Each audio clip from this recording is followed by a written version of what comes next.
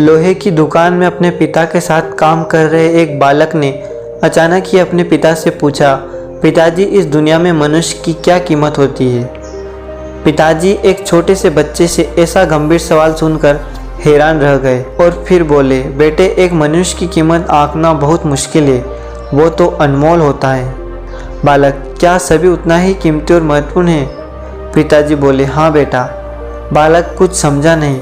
उसने फिर सवाल किया, तो फिर इस दुनिया में कोई गरीब तो कोई अमीर क्यों है? किसी की कम इज्जत तो किसी की ज़्यादा क्यों है?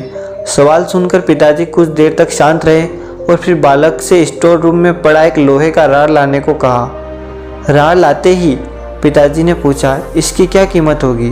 बालक बोला, 200 रुपये। पिताजी बोले, अगर मैं इसके बहुत से छोटे छोटे कील बना दूं तो इसकी क्या कीमत हो जाएगी? बालक कुछ देर सोचकर बोला, तब तो ये और महंगा बिकेगा, लगभग 1000 रुपये का। पिताजी, अगर मैं इस लोहे से घड़ी के बहुत सारे स्प्रिंग बना दूं तो?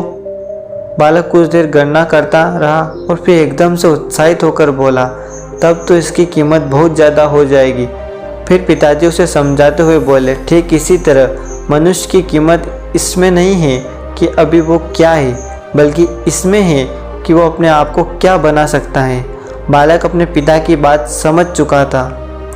दोस्तों, अक्सर हम अपनी सही कीमत आंकने में गलती कर देते हैं। हम अपनी वर्तमान स्थिति को देखकर अपने आप को निरुपयोगी समझने लगते हैं, लेकिन हम में हमेशा अथाह शक्ति होती है। हमारा जीवन हमेशा संभावनाओं से भरा होता है।